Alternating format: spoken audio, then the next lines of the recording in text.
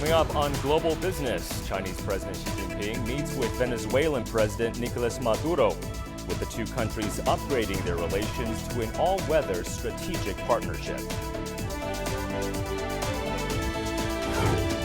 The U.S. just released a key inflation reading that could determine whether the Federal Reserve is close to ending its rate hike cycle.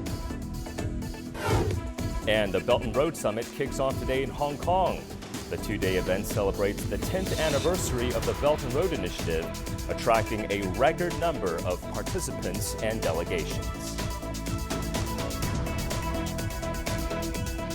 And welcome everyone to Global Business here on CGTN. I'm Michael Wong here in Beijing. Well, first up, Chinese President Xi Jinping has met with Venezuelan President Nicolas Maduro, who is on a state visit to China.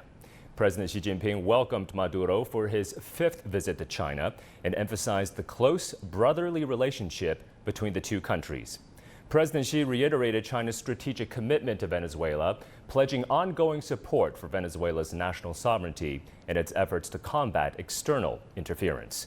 Both leaders announced the elevation of Sino-Venezuelan relations to an all-weather strategic partnership ahead of the 50th anniversary of the establishment of diplomatic ties between the two nations next year.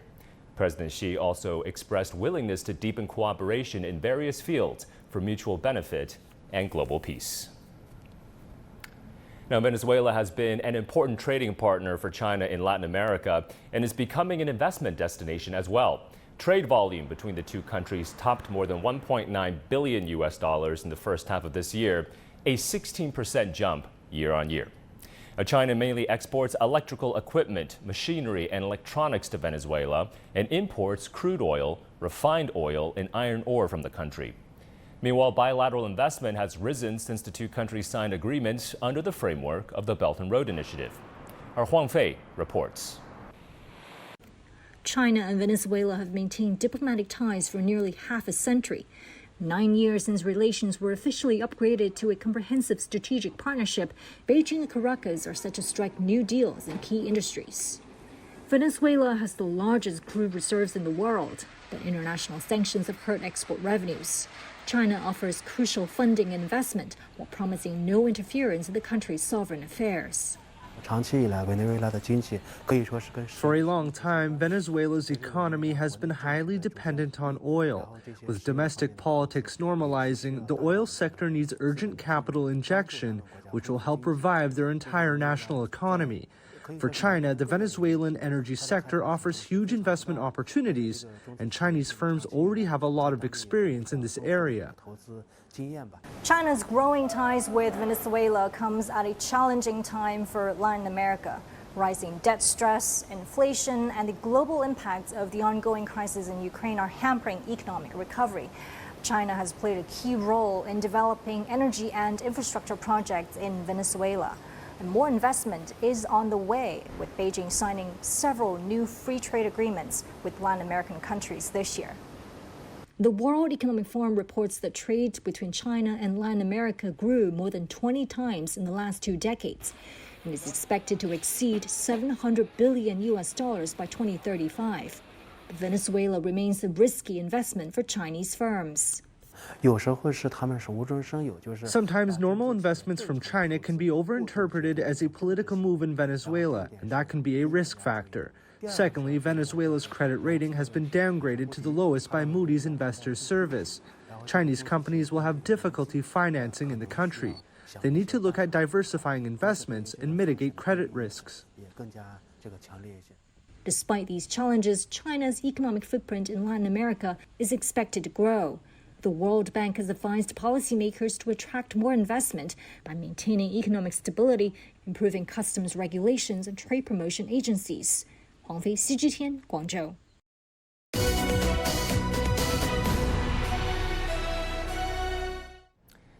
Well, China will make Fujian province a demonstration zone for integrated development across the Taiwan Strait. That's according to a circular released on Tuesday.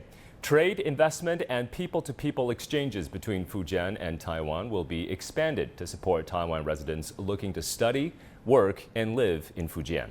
The province will also optimize its business environment to attract more Taiwan firms and promote industrial and technology cooperation. And in other headlines we're tracking at this hour, China has unveiled the 12th set of lists of U.S. goods to be excluded from tariff countermeasures against the U.S. Section 301 measure. The exemption covers the 10th set of lists of goods excluded from tariff countermeasures, and its extension will be effective from September 16th to the end of April 30th next year. Thailand's newly formed cabinet has announced a plan to introduce a temporary visa-free entry policy for citizens of China and Kazakhstan to prop up its tourism sector. The new scheme will run from September 25th until February 29th of next year. And China's Ministry of Finance will issue yuan-denominated bonds worth 5 billion yuan, or about $700 million in the Macau Special Administrative Region on September 20th. It says the move is aimed at supporting the development of modern finance in the region and boosting its economic diversification. In China's southern island province of Hainan is planning to issue offshore RMB local government bonds in Hong Kong now for a second time. According to plans outlined at a global investor conference in Hong Kong Tuesday, they will include biodiversity-themed green bonds. And those green bonds will be the first of their kind to be issued by a local government here in China. The RMB local government bonds to be listed on the Hong Kong Stock Exchange will have maximum amounts of 5 billion yuan and maturities of 2, 3, and 5 years. This is the second time Hainan has issued offshore RMB local government bonds over in Hong Kong. That's following the successful issuance of the first blue bonds and sustainable development bonds in October of last year. The funds raised will primarily be invested in medical care, in education, environmental monitoring and restoration, as well as species resource and marine protection, all in an effort to further advance China's sustainable development goals. Take a listen.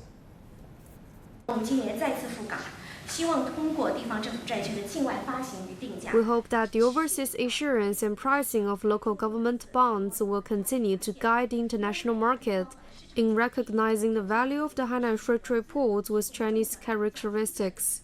This move also provides an important pricing benchmark for market entities in Hainan to go global and facilitates the Hainan government and local enterprises to expand international financing channels. And there are now only 2 weeks to go to this year's Mid-Autumn Festival, and China's National Day holiday and travel demand is soaring.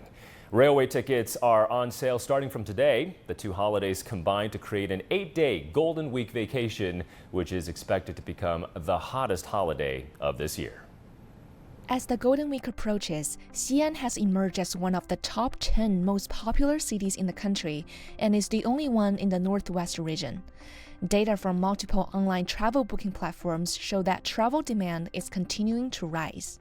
As of now, it looks pretty good overall, and the travel orders have exceeded level in 2019. For example, hotel bookings in Xi'an are over 1.2 times those in the same period in 2019, and air ticket bookings are 1.4 times those in 2019.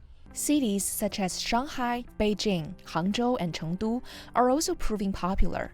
Searches for domestic flights during the Golden Week have almost doubled compared to the same period in 2022. Demand for domestic accommodation is equally hot. Searches for hotels in China were 4 times the number in the same period last year. Outbound travel is also proving a draw for Chinese tourists after the resumption of group tours to another 78 countries was announced. We see that some long-distance travel to places such as Europe, Australia, and New Zealand is preferred by tourists. Some relatively niche places like Africa or premium offers like package tours to Iceland are also attracting many tourists during the National Day holiday. So far, outbound travel demand has been so strong it might prove to be this year's peak. And still to come here on Global Business. The U.S. just released a key inflation reading that could determine whether the Federal Reserve is close to ending its rate hike cycle.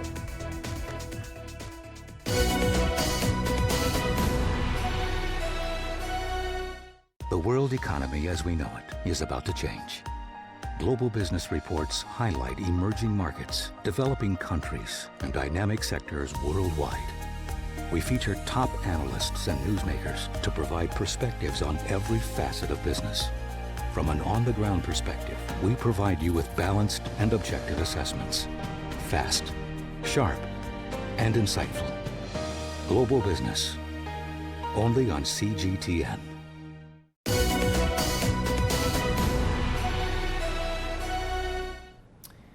And turning to the U.S. economy, where the Consumer Price Index, or the CPI, rose 0.6% on a monthly basis in August and 3.7% on an annual basis. Now, that pace is higher than what the markets expected.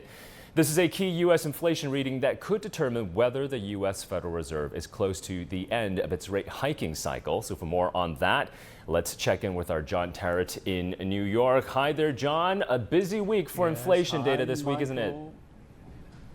Michael Wong, you are so right as always. We've got a big data dump coming in the next 24 hours. We've just had CPI. Tomorrow, Thursday, we're going to get slightly less important PPI and also retail sales, which arguably is very important as well. Because remember, this is a consumer-based economy. About 70% of the economy here is consumer-based, based on buying and selling in the stores. However, I do think that CPI, which we've just had, probably edges it just a little bit as the single most important piece of economic data we get every month here. And of course, it is inflation paid by Americans in the gas stations and in the stores month on month, year over year. Now, the important thing about this is that next week on Tuesday and Wednesday, the central bank, the Federal Reserve, is going to meet again for its September meeting to decide whether to hike interest rates or whether to pause. And of course, the excitement about that is if they pause, will they ever start hiking again? After 15 months or so of doing just that to bring down record 40-year high inflation. I will tell you, Michael Wong, that Wall Street, where I am, I'm just around the corner from Wall Street now, they are convinced that the Federal Reserve will pause next Wednesday at 18 hours GMT, and that there is a good chance that they won't start hiking again. We'll have to see. Today's CPI number would have had to have been very, very bad, very elevated for anyone to change their mind on Wall Street, and it wasn't. Okay, so here we go. Nothing to scare the horses here. So first of all, CPI in August, the core, which is what you get if you strip out food and energy, came in elevated 0.3%. We've been expecting 0.2. So that's what they call a slight upside surprise. For the year, core inflation comes in at 4.3%, and we've been expecting it to be at 4.3%. So that's exactly where economists thought it would be. And the headline rate comes in at 3.7%. And we've been expecting it to be 3.6. So a slight upside surprise there as well. And some specific numbers for you. Food up 0.2%. Petrol, or gas as Americans call it, up 10.5%. Airline tickets up 4.9%. And shelter, I have here, elevated by 0.3%. So what did that do? Well, the dollar shot up. The yields on the 2-year and the 10-year bond were up as well. And the stocks on the S&P 500 declined ever so slightly. So really, I think nothing there that will really spook the Federal Reserve and change their minds when they come to making that decision next Wednesday. But it's worth pointing out, there are some headwinds out there that none of us can control. And that includes tomorrow, Thursday, the European Central Bank expected to say that its CPI will be north of 3% for the next year or so. Germany, of course, the big economic engine of Europe, is flirting with recession, we think, for the next year or so. We have oil prices, of course, with the Saudis and the Russians cutting back until the end of the year. No one knows where the oil price will end up. And here in America, a little known story, the United Auto Workers of America are potentially going to strike on Friday with all three of the big car makers in Detroit, and that could seriously damage US GDP. So we'll have to see, but now it's all eyes on PPI and retail sales in 24 hours from now. Michael? Absolutely, and all eyes on the Fed for next week. John, many thanks for that report. Thank you, as always, our John Tarrant for us in New York.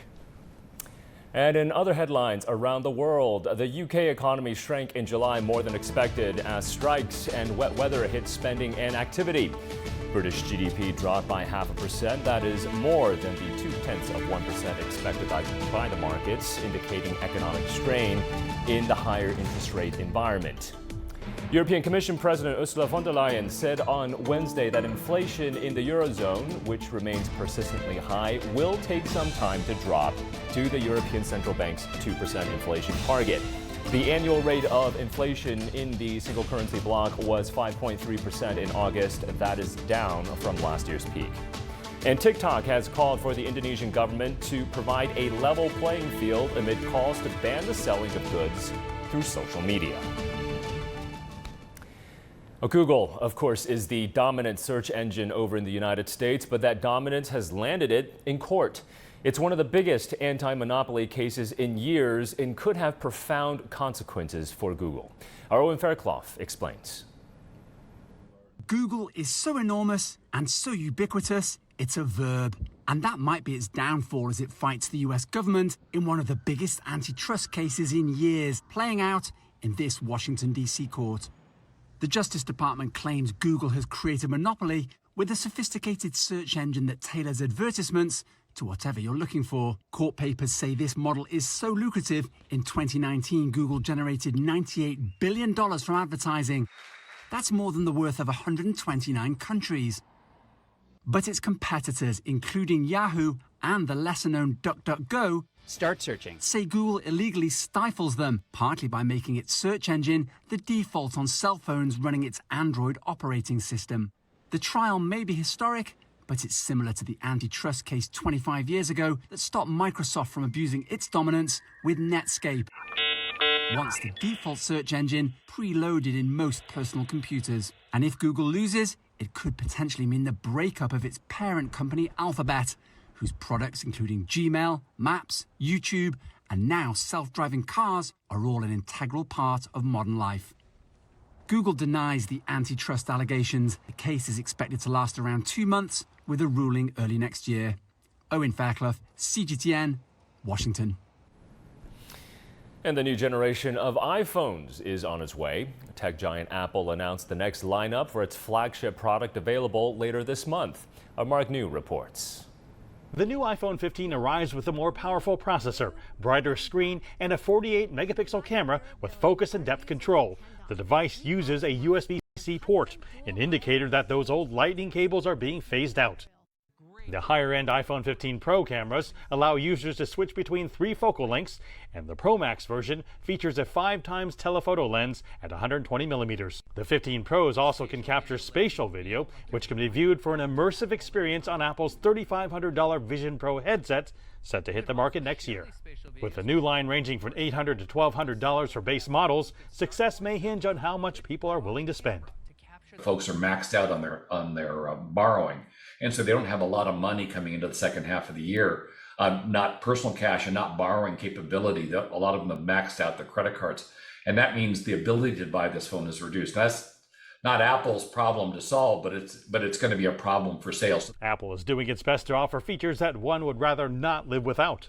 Even if you don't have cell service, the iPhone 15 satellite capabilities can now message emergency roadside services such as AAA.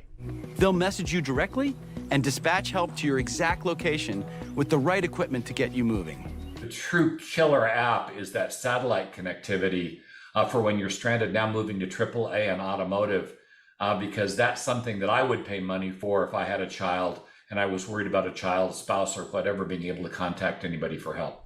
Apple also unveiled its new Apple Watch Series 9, which introduces the double tap to control the device. Especially convenient for those common situations when your other hand is occupied, like walking the dog or holding a cup of coffee. We think you'll use this all the time. Apple says the Watch Series 9 is the company's first ever carbon neutral product. Apple also says it's in the process of eliminating all plastic from its packaging by the end of next year. Its goal is to make sure all of its devices have a net zero climate impact by 2030. While that will benefit the environment, it could also boost business, with an increasing amount of young people growing environmentally conscious with their purchases. Mark New, CGTN, Palo Alto, California. And still to come here on Global Business. The Belt and Road Summit kicks off today in Hong Kong. The two-day event celebrates the 10th anniversary of the Belt and Road Initiative, attracting a record number of participants and delegations.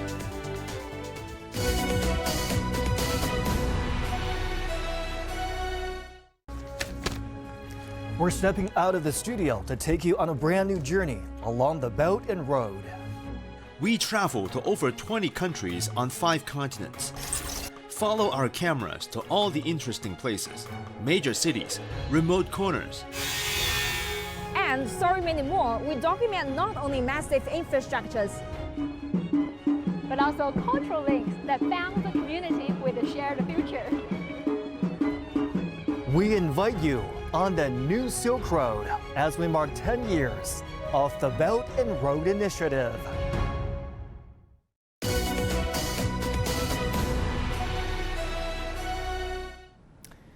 And now a look at the ongoing Belt and Road Summit in Hong Kong. Chinese Vice Premier Ding Xuexiang said in a video address at the opening ceremony of the two-day summit on Wednesday that Hong Kong has the support of the central government to maintain its unique status and advantages as an international finance and shipment hub, as well as a trade center. He also said that Hong Kong had support to maintain its free and orderly business environment and was positioned to serve as an even greater gateway to the Belt and Road. Vice Premier Ding said he hoped Hong Kong could deepen regional cooperation, expand trade relationships, and communicate more closely with global economies. The summit, celebrating the 10th anniversary of the Belt and Road Initiative, has attracted nearly 6,000 people from a number of countries and regions, together with high-level government representatives from 70 countries and approximately 100 delegations. The theme this year is Working Together for a Decade, Jointly Building and Sharing Success. Well, over the past decade, 152 countries and 32 international organizations have signed up to the Belt and Road Initiative. Now, as the initiative hits its 10-year mark, CGTN reporters have traveled to 22 Belt and Road nations across Asia, Africa, Europe, and Latin America to uncover stories of collaboration, transformation, and people-to-people exchanges under the framework. Now, departing from Beijing, our team of reporters are on their way to Brazil, Argentina, and Mexico.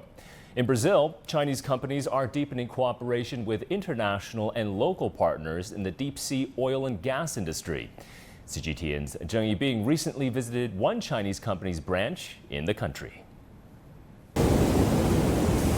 Rio de Janeiro is famous for its beaches, football, and samba.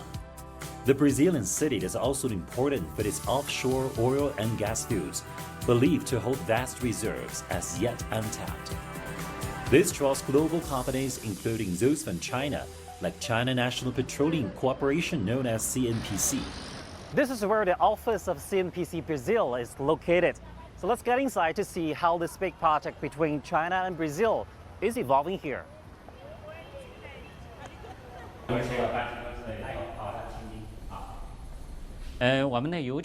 Our oil and gas fields are in southern Brazil. They are the production fields of Libra and Búzios and the exploration field of Aram.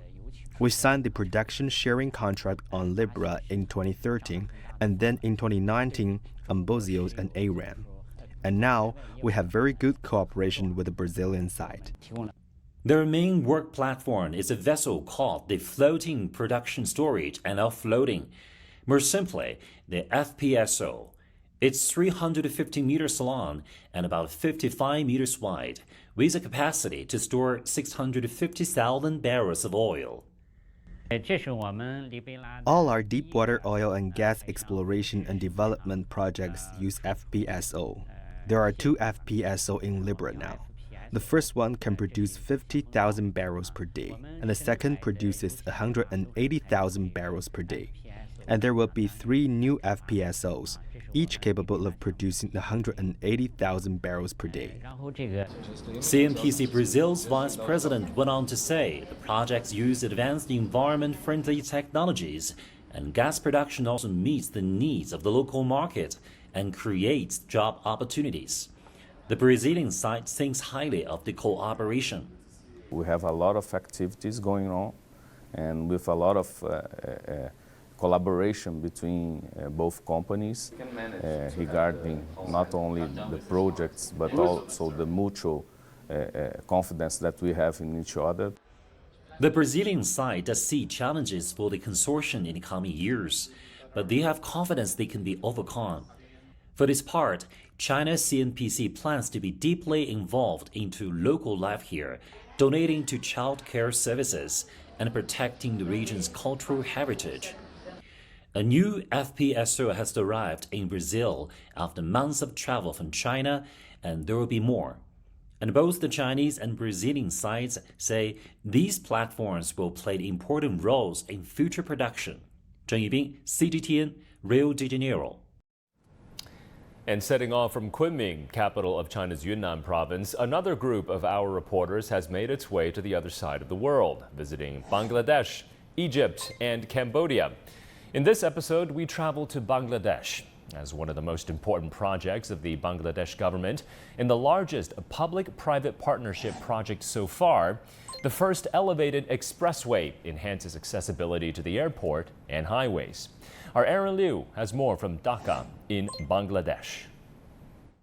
Dhaka, Bangladesh, with a population of over 20 million, faces the first problem of traffic congestion every time people stepped out of their homes in such densely populated surroundings. How to create new roads in this almost land-scarce city and effectively alleviate congestion is a test of the city's wisdom. The first Dhaka Elevated Expressway, a PPP project, partially opened on September the 2nd. This expressway is part of the 19.73 kilometers with the aim of completion by June 2024, enhancing accessibility to the airport and highways.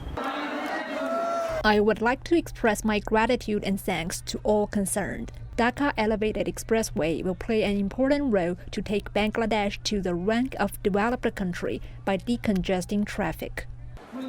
Thank you for the support from all sectors. We aim to ensure that the people of Bangladesh can share the benefits of development, improve transportation efficiency, and enhance their quality of life. According to the Bauer China, the total investment is $1.263 billion, with loans of $861 million provided by the Export and Import Bank of China and the Industrial and Commercial Bank of China. It effectively alleviates traffic congestions in the capital city, reducing travel time from 2 hours to just 20 minutes. Before is in Dhaka city, traffic jam is very bad. Now situation is good because we use expressway and move very easily. It also improves the livelihoods of the local population. Currently, there are over 8,300 investment and construction personnel involved in the project, with 90% being local employees. It also creates 7,470 local job opportunities and trains a large number of professionals in various fields. Aaron Liu, CGTN, Dhaka, Bangladesh. And tomorrow we will take you to the northwest region of Bangladesh, approximately 300 kilometers from the capital city of Dhaka, where a project is now underway to connect 16 important towns in the northwest of Dhaka. It is an integral part of Bangladesh's South Asia Sub-Regional Economic Cooperation Corridor. Once completed, it will greatly alleviate existing transportation pressures in the region and improve cargo transportation capacity. So, indeed, join us then as we discover its impact on transportation efficiency in our exclusive series, The New Silk Road, only here on CGTN. And that's going to do it for this edition of Global Business here on CGTN. I'm Michael Wong here in Beijing. Thanks for joining us. We'll see you again next time.